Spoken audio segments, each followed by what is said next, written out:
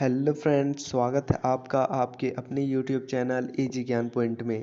Friends, आज के हम इस वीडियो में बात करेंगे झारखंड के एक प्रमुख शासन व्यवस्था के बारे में, जिसका नाम है मुंडा शासन व्यवस्था।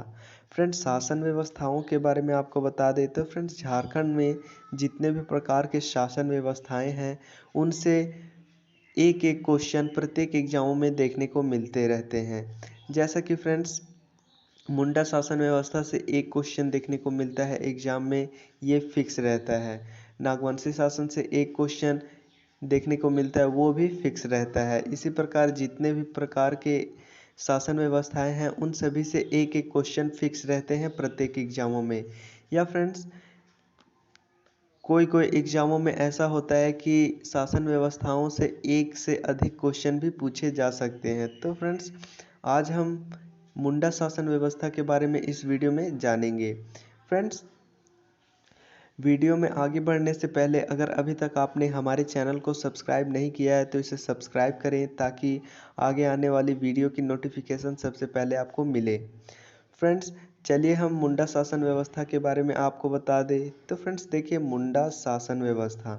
तो फ्रेंड्स, सबसे पहले हम यहाँ मुंडा को पकड़ते हैं।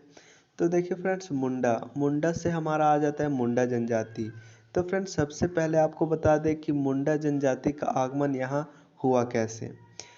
तो फ्रेंड्स, अलग अलग विद्वानों ने अपना अलग अलग तर्क दिया है। उन तर्कों के बारे में आपको बता दें तो फ्रेंड्स, कई विद्वानों का कहना ये है कि मुंडा यहाँ के निवासी नहीं थे, वे तिब्बत के निवासी थे। जी फ्रेंड्स, कई विद्वानों का मानना है कि मुंडा झारखंड के निवासी नहीं थे, वे तिब्बत के निवासी थे। देखिए फ्रेंड्स, ये हमारा पूरा भारत का मैप है। इसमें हमारा जो झारखंड है वो यहाँ पर है और तिब्बत हमारा ये वाला एरिया आ जाता है। तो फ्रेंड्स, ये जो मुंडा जनजाति है वो इस एरिया के निवासी थे। वे यहाँ से इधर से होते हुए हमारे झारखंड में आकर प्रवेश किए और यहीं पर आकर रहने लगे। तो फ्रेंड्स, कई विद्वानों का ये मानना है। चलिए हम दूसरे तर्क की ओर बढ़ें। तो फ्रेंड्स, कई विद्वानों का ये भी मानना है कि उनका आगमन भारत के दक्षिण पश्चिम भागों से हुआ है। जी फ्रेंड्स, कई विद्वानों का मानना ये है कि ये दक्षिण पश्चिम भागों से आए हैं। फ्रेंड्स, पहले ये मध्य प्रदेश में आए। तब तो फ्रेंड्स, जब ये मध्य प्रदेश में आए तब फ्रेंड्स, वहाँ पर मध्य प्रदेश में आर्यों का दबदबा था। तो वे वहाँ ना रुक करके झारखंड आए और झारखंड में आकर फिर रहने लगे और यहाँ पर आकर बस गए। तो फ्रेंड्स, कई विद्वानों का ये भी मानना है। चलिए हम अगला तर्क पर चलते हैं। तो फ्रेंड्स, अगला तर्क हमारा ये रहा। कई विद्वानों का ये भी मानना है कि भारत के दक्षिण पूर्वी से मुंडाओं का आगमन हुआ है। जी फ्रेंड्स, कई विद्वानों का ये मानना है कि इनका जो आगमन है वो भारत के दक्षिण पूर्वी क्षेत्रों से हुआ है। फ्रेंड्स, ये झारखंड में आने के बाद यहाँ की प्राचीनतम जनजाति, यानी कि फ्रेंड्स, झारखंड की जो सबसे प्राचीनतम जनजाति है असुर जनजाति, उनसे इन्होंने युद्ध किया और युद्ध करने के बाद असुरों को हराया। हराने के बाद ये जनजाति जो है उनकी ज़मीनों को हथिया कर झारखंड में रहने लगे। तो फ्रेंड्स, कई विद्वानों का ये भी मानना है। तो फ्रेंड्स, हमने आपको 3 तर्क दिए कि कैसे मुंडा जनजाति झारखंड में आए। चलिए हम इसे एक एक बार और आपको बता दें। तो फ्रेंड्स, कई विद्वानों का ये मानना है कि ये तिब्बत के निवासी है। ये तिब्बत से होते हुए यहाँ पर हमारे झारखंड में आकर निवास करने लगे। फ्रेंड्स, कई विद्वानों का ये मानना है कि इनका आगमन दक्षिण पश्चिमी भागों से हुआ है। फ्रेंड्स, पहले ये मध्य प्रदेश में रुके, वहाँ पर आर्यों का दबदबा था। उसके बाद ये वहाँ से झारखंड में आए। तब फ्रेंड्स, इस प्रकार इनका निवास हुआ। और तीसरे तर्क की ओर बढ़े तो फ्रेंड्स, तीसरा तर्क हमारा ये कहता है कि इनका जो आगमन है वो भारत के दक्षिण पूर्वी क्षेत्रों से हुआ है। दक्षिण पूर्वी क्षेत्रों से जब ये आए झारखंड तो यहाँ पर असुरों का दबदबा था। तो फ्रेंड्स, इन्होंने असुरों के साथ युद्ध किया। युद्ध करने के बाद असुरों को हराया और उनकी ज़मीनों को हथिया कर यहाँ पर रहने लगे। तो फ्रेंड्स, ये हमारा मुंडाओं के आगमन पर कुछ तर्क वितर्क कई विद्वानों ने अलग अलग रूप से किए हैं। तो फ्रेंड्स, आप इन्हें ध्यान में रखें, अपने आप समझने का इसे कोशिश करें। तो चलिए फ्रेंड्स, आगे अब आपको बता दें मुंडा शासन व्यवस्था। मुंडा शासन व्यवस्था की स्थापना कैसे हुई झारखंड में, उसके बारे में।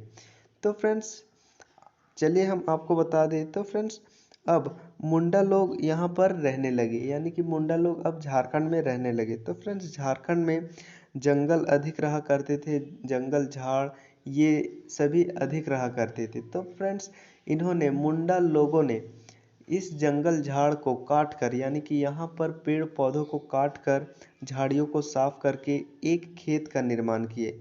उन्होंने एक खेत का निर्माण किए जिसे खुडकट्टी खेत के नाम से जाना जाता है। जी फ्रेंड्स, मुंडाओं द्वारा जंगलों को काट करके झाड़ियों को साफ सफाई करके बनाए गए खेत को खुडकट्टी खेत के नाम से जाना जाता है।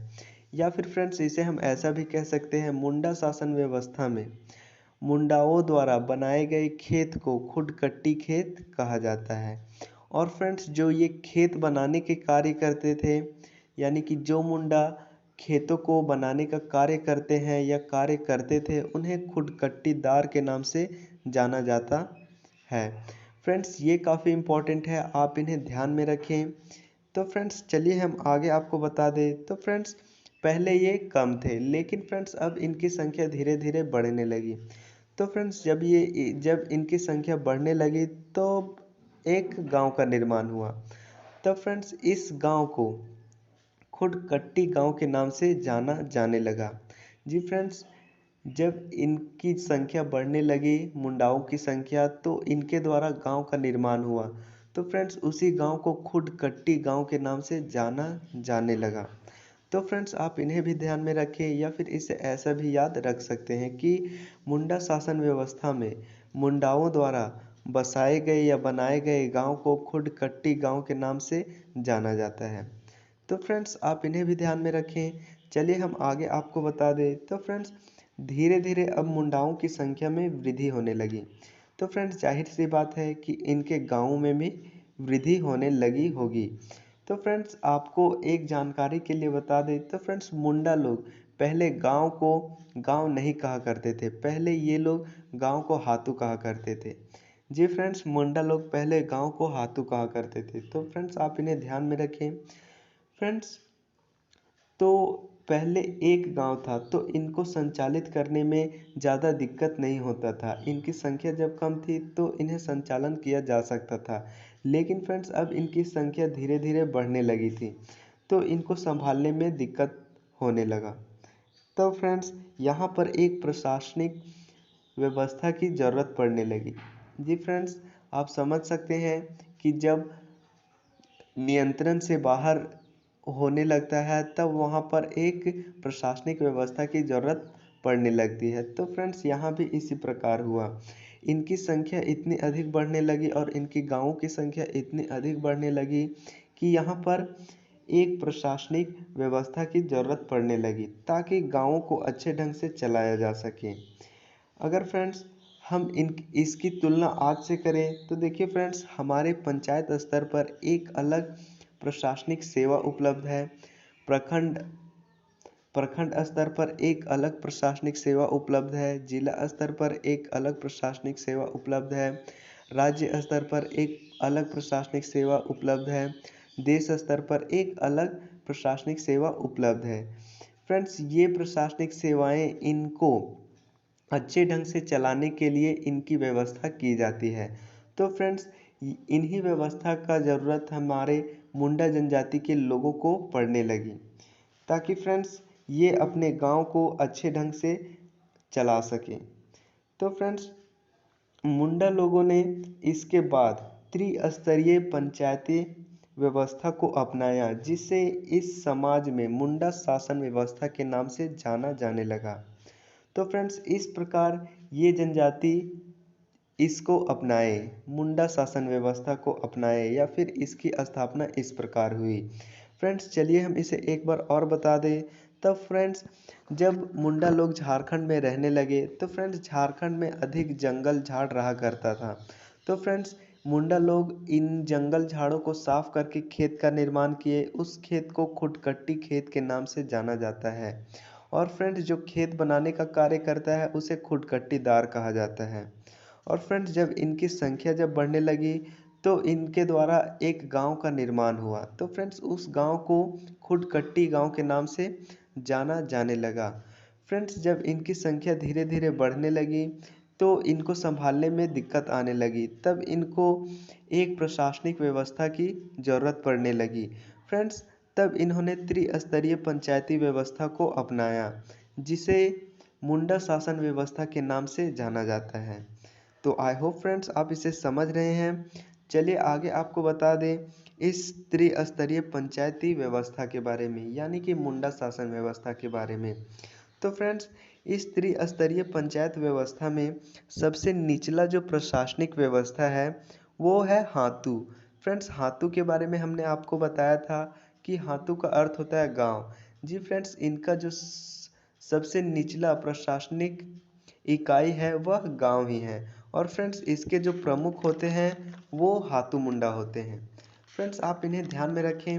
आगे आपको बता दें मध्यम स्तरीय शासन इकाई, यानी कि फ्रेंड्स मुंडा शासन व्यवस्था में मध्यम स्तरीय शासन इकाई जो है वह पट्टी होता है। फ्रेंड्स पट्टी के बारे में आपको बता दें तो फ्रेंड्स कई गांवों को मिलाने के बाद जो बनने वाली संस्था होती है उसे पट्टी कहा जाता है।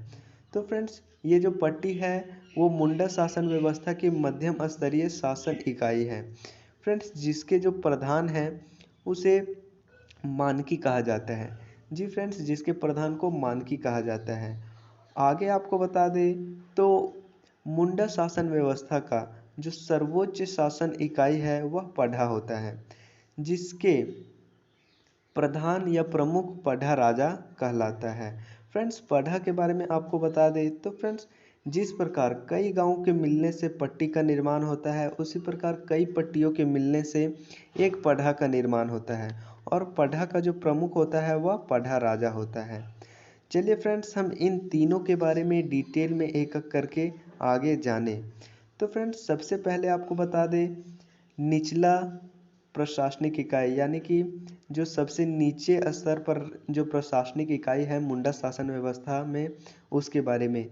तो फ्रेंड्स सबसे निचले स्तर की जो प्रशासनिक इकाई है वो हातू है। जी फ्रेंड्स मुंडा शासन व्यवस्था में सबसे निचले प्रशासनिक इकाई हातू हुआ करता था, जिसके जो प्रधान होते हैं वो हातू मुंडा कहलाते हैं। फ्रेंड्स हातू मुंडा का जो कार्य है उसके बारे में आपको बता दें तो फ्रेंड्स गांव में दो पक्षों के बीच या दो परिवारों के बीच होने वाले लड़ाई झगड़ों को सुलझाने का कार्य हातू मुंडा के द्वारा किया जाता है।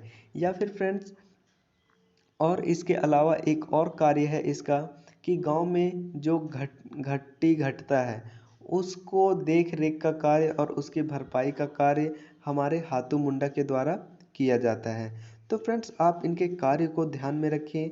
आगे आपको बता दें तो फ्रेंड्स हातू के एक सहायक होते हैं, हातू मुंडा के एक सहायक होते हैं जो जिनका नाम पाहन होता है।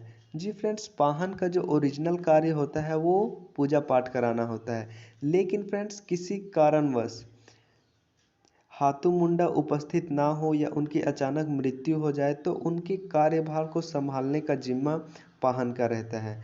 तो फ्रेंड्स आप इन्हें ध्यान में रखें। पाहन हातू मुंडा के सहायक होते हैं और इनका जो कार्य होता है वह पूजा पाठ कराना होता है। अगर हातू मुंडा अपने कार्य पर ना रहे, यानी कि अचानक इनकी मृत्यु हो जाए या फिर ये कहीं चले जाएं तो इनके कार्यभार को पाहन संभालता है। फ्रेंड्स पाहन के भी एक सहायक होता है जिसका नाम होता है महतो। जी फ्रेंड्स पाहन के सहायक का नाम महतो होता है। तो फ्रेंड्स आप इन्हें भी ध्यान में रखें। निचला प्रशासनिक इकाई में हमारा इतना ही था। चलिए हम मध्यम प्रशासनिक इकाई की ओर बढ़ें। तो फ्रेंड्स मुंडा शासन व्यवस्था में जो मध्यम प्रशासनिक इकाई है वह पट्टी है। जी फ्रेंड्स मध्यम प्रशासनिक इकाई इनकी पट्टी है। पट्टी के बारे में आपको बता दें तो फ्रेंड्स कई गांवों के मिलने से बनने वाले समूह को या फिर संस्था को मुंडा शासन व्यवस्था में पट्टी कहा जाता है। और फ्रेंड्स पट्टी का जो प्रमुख होता है वह मानकी होता है।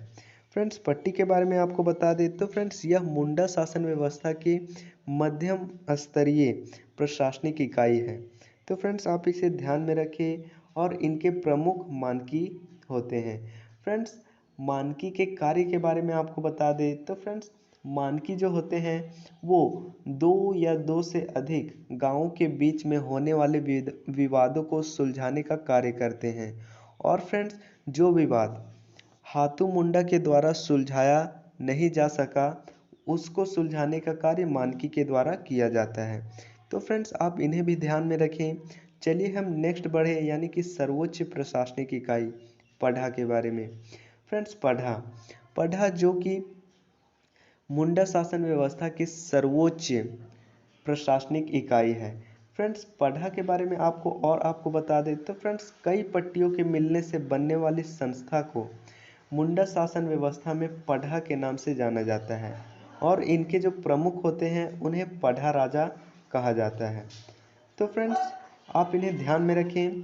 पढ़ा राजा के कार्यों के बारे में आपको बता दें तो फ्रेंड्स, जो विवाद या समस्या मानकी के द्वारा सुलझाया नहीं जा सका, उसको पढ़ा राजा के द्वारा सुलझाया जाता है। देखिए फ्रेंड्स, कोई भी मामला हमारा सबसे पहले आता है हाथू मुंडा के पास। हाथू मुंडा जब इसे सुलझा नहीं पाता है तब ये मानकी के पास उस मामले को भेजता है। जब मानकी भी उसे नहीं सुलझा पाता तब वो पढ़ा राजा के पास भेजता है और पढ़ा राजा के पास इसका हल या निवारण होना ही होता है, क्योंकि फ्रेंड्स, ये त्रिस्तरीय पंचायती व्यवस्था है और त्रिस्तरीय में जो सर्वोच्च प्रशासनिक इकाई है वो पढ़ा ही है और पढ़ा के प्रमुख ही पढ़ा राजा है। इन्हें यहीं पर इनका इस शासन व्यवस्था का जो होता है अंतिम एवं सर्वमान्य डिसीजन निकलता है। आगे आपको बता दें इसके बारे में तो फ्रेंड्स, पढ़ा पढ़ा मुंडा शासन व्यवस्था का सर्वोच्च शासन व्यवस्था होता है और यह शासन व्यवस्था में पढ़ा राजा का निर्णय अंतिम एवं सर्वमान्य होता है। फ्रेंड्स, यहाँ पर जो डिसीजन लिया जाता है वो सभी को मानना अनिवार्य होता है, इसीलिए यहाँ का जो डिसीजन है वो अंतिम एवं सर्वमान्य होता है इस शासन व्यवस्था में। इसीलिए फ्रेंड्स, इस शासन व्यवस्था में पढ़ा राजा को इस शासन व्यवस्था का न्यायपालिका, कार्यपालिका और विधायिका माना जाता है। आप समझ रहे हैं फ्रेंड्स कि इसे क्यों माना जाता है? क्योंकि फ्रेंड्स, यहाँ का जो डिसीजन होता है वो अंतिम एवं सर्वमान्य होता है। इसीलिए इस पढ़ा राजा को इस शासन व्यवस्था का कार्यपालिका, न्यायपालिका और विधायिका माना जाता है। और फ्रेंड्स, इसके साथ ही पढ़ा को इस शासन व्यवस्था का सुप्रीम कोर्ट भी कहा जाता है। जी फ्रेंड्स, पढ़ा को इस शासन व्यवस्था का सुप्रीम कोर्ट भी कहा जाता है। तो फ्रेंड्स, आप इन्हें ध्यान में रखें। चलिए हम इन्हें एक बार और आपको बता दें तो फ्रेंड्स, सबसे पहले हाथू प्रशासनिक इकाई, यानी कि निचला प्रशासनिक इकाई हाथू। हाथू मुंडा शासन व्यवस्था का सबसे निचला प्रशासनिक इकाई है, जिसका प्रधान या फिर प्रमुख हाथू मुंडा कहलाता है। फ्रेंड्स, इसका जो कार्य होता है वो गांव में दो परिवारों या फिर दो पक्षों के बीच होने वाले विवादों को सुलझाने का कार्य हाथू मुंडा के द्वारा किया जाता है। इनके जो सहायक होते हैं वो पाहन होते हैं। पाहन का जो मुख्य कार्य होता है वह पूजा पाठ को करवाना होता है। लेकिन फ्रेंड्स, किसी कारणवश हाथू मुंडा अपने कार्य पर ना हो, कहीं चले गए हो या फिर अचानक उनकी मृत्यु हो जाए तो फ्रेंड्स, उनके कार्यभार को संभालने का जिम्मा पाहन के पास आ जाता है। पाहन का भी एक सहायक होता है जिसे महतो के नाम से जाना जाता है। तो फ्रेंड्स, आप उन्हें भी ध्यान में रखें। आगे आपको बता दें मध्यम प्रशासनिक इकाई यानी कि पट्टी के बारे में। तो फ्रेंड्स, पट्टी कई गांवों के मिलने से बनने वाले समूह को पट्टी कहा जाता है और पट्टी का जो प्रमुख होता है वह मानकी होता है। फ्रेंड्स, पट्टी जो है वो मुंडा शासन व्यवस्था के मध्यम प्रशासनिक इकाई होता है। मानकी के कार्य के बारे में आपको बता दें तो फ्रेंड्स, दो या दो से अधिक गांवों के बीच में होने वाले विवादों को मानकी के द्वारा सुलझाया जाता है। और फ्रेंड्स, जो जो विवाद हाथू मुंडा के द्वारा सुलझा नहीं पा रहा हो तो उसे सुलझाने का कार्य इसके द्वारा किया जाता है, मानकी के द्वारा। अब चलिए हम नेक्स्ट प्रशासनिक इकाई के बारे में जाने, यानी कि मुंडा शासन व्यवस्था में सर्वोच्च प्रशासनिक इकाई के बारे में, जिसका नाम है पढ़ा। जी फ्रेंड्स, पढ़ा के बारे में बता दें तो कई पट्टियों के मिलने से बनने वाली संस्था को पढ़ा के नाम से जाना जाता है और इनके जो प्रमुख होते हैं उन्हें पढ़ा राजा कहा जाता है। फ्रेंड्स, पढ़ा राजा का जो कार्य होता है, जो विवाद या समस्या मानकी के द्वारा सुलझाया नहीं जा सका उसको पढ़ा राजा सुलझाने का कार्य करता है। फ्रेंड्स, पढ़ा पढ़ा मुंडा शासन व्यवस्था का एक सर्वोच्च शासन व्यवस्था होता है और यह एक शासन व्यवस्था में पढ़ा राजा का निर्णय अंतिम एवं सर्वमान्य माना जाता है। फ्रेंड्स, इसीलिए मुंडा शासन व्यवस्था में पढ़ा राजा को इस शासन व्यवस्था का कार्यपालिका, न्यायपालिका और विधायिका भी माना जाता है और इसी के साथ मुंडा शासन व्यवस्था में पढ़ा को इस शासन व्यवस्था का सुप्रीम कोर्ट भी कहा जाता है। तो फ्रेंड्स, आप इन्हें ध्यान में रखें। चलिए हम आगे आपको बता दें। तो फ्रेंड्स, पढ़ा इस शासन व्यवस्था का सर्वोच्च प्रशासनिक इकाई है, तो इसमें काम करने वाले लोगों की संख्या भी अधिक होगी। तो फ्रेंड्स, अब हम जानेंगे पढ़ा प्रशासनिक व्यवस्था में कितने लोग कार्य करते हैं, कितने कार्यपालक कार्य करते हैं। तो फ्रेंड्स, आपको बता दें, पढ़ा प्रशासनिक इकाई में 6 कार्यपालक कार्य करते हैं। उनके बारे में हम एक एक करके आपको बता दें। तो फ्रेंड्स, सबसे पहला हमारा आ जाता है ठाकुर। फ्रेंड्स, ठाकुर के बारे में बता दें तो फ्रेंड्स, ये पढ़ा राजा का सहायक होता है। फ्रेंड्स, जिस प्रकार हाथू मुंडा का सहायक वाहन होता है, उसी प्रकार पढ़ा राजा का जो सहायक होता है ये ठाकुर होता है। फ्रेंड्स, जब किसी कारणवश पढ़ा राजा अपने कार्य पर ना हो या फिर कहीं चले गए हो या फिर उनकी अचानक मृत्यु हो जाती है, तो उनके कार्यभार को संभालने का जिम्मा ठाकुर के पास आ जाता है। तो फ्रेंड्स, ठाकुर यही होते हैं, पढ़ा राजा का सहायक होता है। चलिए नेक्स्ट आपको बता दें। तो दूसरा में आ जाता है हमारा दीवान।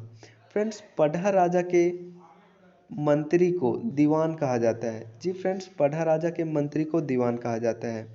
फ्रेंड्स, जिस प्रकार प्रधानमंत्री जो भी कार्य करता है वो अपने मंत्री परिषद की सलाह लेने के बाद करता है, मुख्यमंत्री जो भी कार्य करता है वो अपने मंत्री परिषद के सलाह पर कार्य करता है, उसी प्रकार पढ़ा राजा जो है वो अपना जितना भी कार्य करता है वो अपने मंत्री यानी कि दीवान और अपने 5 अन्य कार्यपालकों के सलाह के आधार पर वो कार्य करता है। तो फ्रेंड्स, इसका जो कार्य होता है यानी कि दीवान का, वो पढ़ा राजा को सलाह देने का कार्य होता है कि कौन सा कार्य किया जाए और कौन सा कार्य ना किया जाए, ये इसका कार्य रहता है। तो फ्रेंड्स, आप इन्हें ध्यान से समझें। आगे आपको बता दें तो अगला में आ जाता है हमारा पांडेय। फ्रेंड्स, पांडेय मुंडा शासन व्यवस्था में पढ़ा प्रशासनिक इकाई में कागजों और दस्तावेजों को रख रखाव करने वाले अधिकारी को पांडे कहा जाता है। जी फ्रेंड्स, पढ़ा प्रशासनिक इकाई में कागजों और दस्तावेजों की रख रखाव करने वाले व्यक्ति को पांडे कहा जाता है। और फ्रेंड्स, इसका एक और कार्य होता है, ये राजा के कहने पर नोटिस जारी करता है। जी फ्रेंड्स, राजा के कहने पर यानी कि पढ़ा राजा के कहने पर ये जो पांडे होता है वो नोटिस जारी करने का कार्य करता है।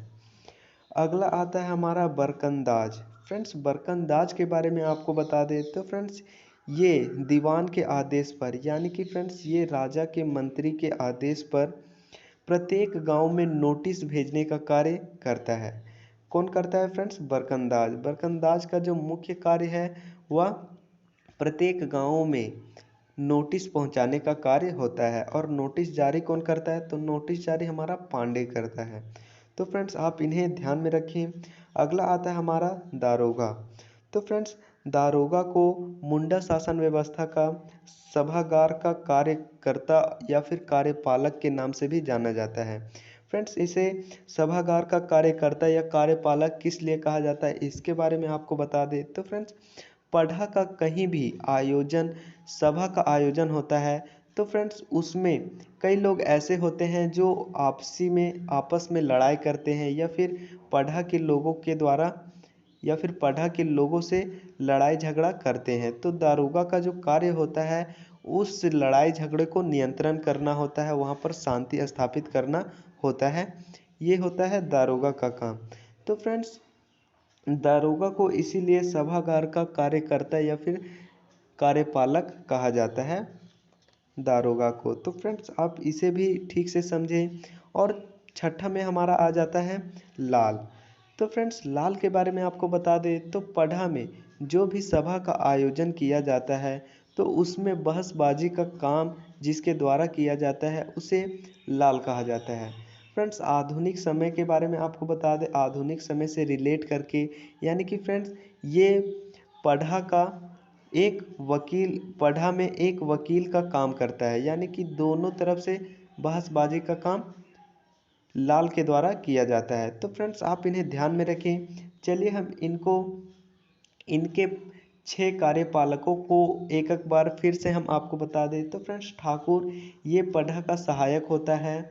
दीवान जो है वो पढ़ा राजा का मंत्री होता है, मंत्री होता है। ये इसका जो कार्य होता है वो पढ़ा राजा को सलाह देना होता है। पांडे जो होता है वो मुंडा शासन व्यवस्था में पढ़ा प्रशासनिक इकाई में कागजों और दस्तावेजों की रखरखाव करने वाला व्यक्ति होता है और ये राजा के कहने पर प्रत्येक गांव में नोटिस जारी करता है। बरकंदाज, बरकंदाज के बारे में आपको बता दें तो फ्रेंड्स ये दीवान के आदेश पर प्रत्येक गांव में नोटिस भेजने का कार्य करता है, ये बरकंदाज। दारोगा जो होता है वह पढ़ा के द्वारा कहीं भी सभा का जो आयोजन होता है वहाँ पर शांति स्थापित करना दारोगा का कार्य होता है। छठा में आ जाता है हमारा लाल।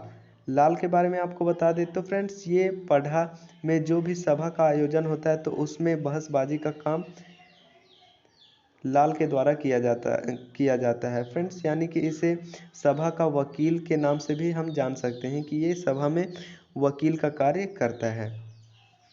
तो फ्रेंड्स आप इन्हें समझें और ध्यान में रखें। चलिए हम आगे आपको बता दें तो फ्रेंड्स पाहन। फ्रेंड्स पाहन के बारे में हमने आपको बताया था कि पाहन का जो ओरिजिनल कार्य होता है इस शासन व्यवस्था में वो पूजा पाठ करवाना होता है। तो फ्रेंड्स ताकि गांव में शांति व्यवस्था बनी रहे, फ्रेंड्स इसके लिए पाहन को भूमि दी जाती है जिसे डाली कटारी के नाम से जाना जाता है। फ्रेंड्स इससे पहले हमने मुंडा जनजाति में आपको बताया था कि मुंडाओं द्वारा पाहन को दी जाने वाली भूमि को डाली कटारी के नाम से जाना जाता है। तो फ्रेंड्स आप इन्हें ध्यान में रखें। किस लिए दिया जाता है फ्रेंड्स, तो इसलिए दिया जाता है क्योंकि ये गांव में पूजा पाठ करवाता है, इसीलिए इनको भूमि दी जाती है और उस भूमि को डाली कटारी के नाम से जाना जाता है। फ्रेंड्स अब एक और वर्ड आ जाता है भूत खेता।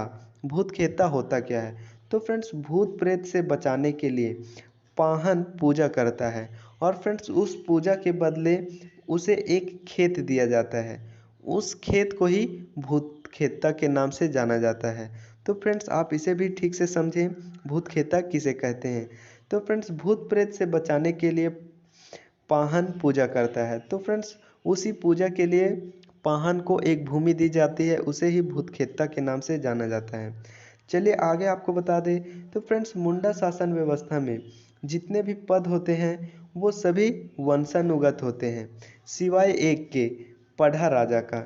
जी फ्रेंड्स पढ़ा राजा का जो पद होता है वो वंशानुगत नहीं होता है, उसका जो चुनाव होकर उसका निर्णय आता है, चुनाव होता है उसके बाद कोई भी पढ़ा राजा बन सकता है और बाकी बात जितने भी सारे जो पद होते हैं वो सभी वंशानुगत होते हैं। यानी कि फ्रेंड्स देखिए जो यहाँ पर दारोगा है वो कोई अभी है, उसके बाद उसका बेटा बनेगा, फिर उसके बाद उसका बेटा बनेगा, फिर दीवान जो है उसमें दीवान का बेटा उसके बाद दीवान बनेगा, फिर उसका बेटा दीवान बनेगा। तो फ्रेंड्स इस प्रकार इनका जो पद होते हैं वो वंशानुगत होते हैं। तो फ्रेंड्स आप इन्हें ध्यान में रखें। आगे आपको बता दें तो फ्रेंड्स मानकी और पढ़ा राजा अपने काम करने के लिए कोई भी पैसे या ज़मीन नहीं लेते, यानी कि फ्रेंड्स ये दोनों जो कार्य करते हैं इस शासन व्यवस्था वे मुफ्त में कार्य करते हैं, जिसके कारण इस व्यवस्था में इनके पद को सहकारिता पद के नाम से जाना जाता है। फ्रेंड्स सहकारिता पद और राज्य व्यवस्था पद के बारे में आपको बता दें तो फ्रेंड्स सहकारिता पद में ऐसे पद आ जाते हैं जो अपने कार्य करने के लिए पैसे नहीं लेते। जैसा कि फ्रेंड्स सहकारिता में एक उदाहरण दे दे, सहकारिता बैंक। तो फ्रेंड्स सहकारिता बैंक एक ऐसा बैंक होता है जो काम तो करता है लेकिन वो आपसे पैसे नहीं लेता है, उनको कोई सैलरी नहीं मिलती। वो बिना सैलरी के कार्य करते हैं। और वहीं राज्य व्यवस्था में आपको बता दें तो फ्रेंड्स राज्य व्यवस्था में जितने भी लोग कार्य करते हैं वो अपने कार्य के बदले में वेतन लेते हैं, पैसे लेते हैं। जैसे कि फ्रेंड्स मुख्यमंत्री, राष्ट्रपति, प्रधानमंत्री, ये सभी सैलरी लेते हैं, तो इसे हम राज्य व्यवस्था कह सकते हैं। और फ्रेंड्स पढ़ा राजा और मानकी के पद जो है वो सहकारिता का पद हो जाता है। तो फ्रेंड्स आप इसे ध्यान में रखें। फ्रेंड्स अब आप यहाँ देखें शुरू से अंत तक, यानी कि फ्रेंड्स यहाँ शुरू में हमें मुंडाओं द्वारा बसाए गए गांव को क्या कहा जाता है, खुडकट्टी गांव कहा जाता है। जो खेत बनाते हैं उन्हें खुडकट्टीदार कहते हैं। जो जो खेत का निर्माण करते हैं, जिस खेत का निर्माण करते हैं उसे खुडकट्टी खेत के नाम से जानते हैं। तो फ्रेंड्स यहाँ देखिए खुडकट्टी खुडकट्टी खुडकट्टी नाम हमारा यहाँ अत्यधिक बार आ रहा है। तो फ्रेंड्स खुडकट्टी जो है वो हमारा मुंडा से रिलेटेड है। तो फ्रेंड्स मुंडाओं ने सबसे पहले खेत बनाया तो उसे खुडकट्टी खेत कहा। उसके बाद गांव बनाया तो उसे खुडकट्टी गांव कहा। तो फ्रेंड्स उसी प्रकार मुंडाओं के द्वारा ये शासन व्यवस्था बनाया गया, मुंडा शासन व्यवस्था। तो फ्रेंड्स इस मुंडा शासन व्यवस्था को उनके द्वारा खुडकट्टीदार शासन व्यवस्था के नाम से जाना जाता है। जी फ्रेंड्स इनकी जो ये शासन व्यवस्था है उसे खुडकट्टीदार शासन व्यवस्था के नाम से जाना जाता है। तो फ्रेंड्स आप इन्हें भी ध्यान में रखें। तो फ्रेंड्स मुंडा शासन व्यवस्था में हमारा इतना ही था। अगर क्वेश्चन ये बने तो आपको इन्हीं के अंतर्गत क्वेश्चन बनेंगे। फ्रेंड्स आपको वीडियो कैसी लगी कमेंट बॉक्स में ज़रूर लिखें। अगर चैनल पर नए हैं तो इसे सब्सक्राइब करें। मिलते हैं अगले वीडियो में, तब तक के लिए जय।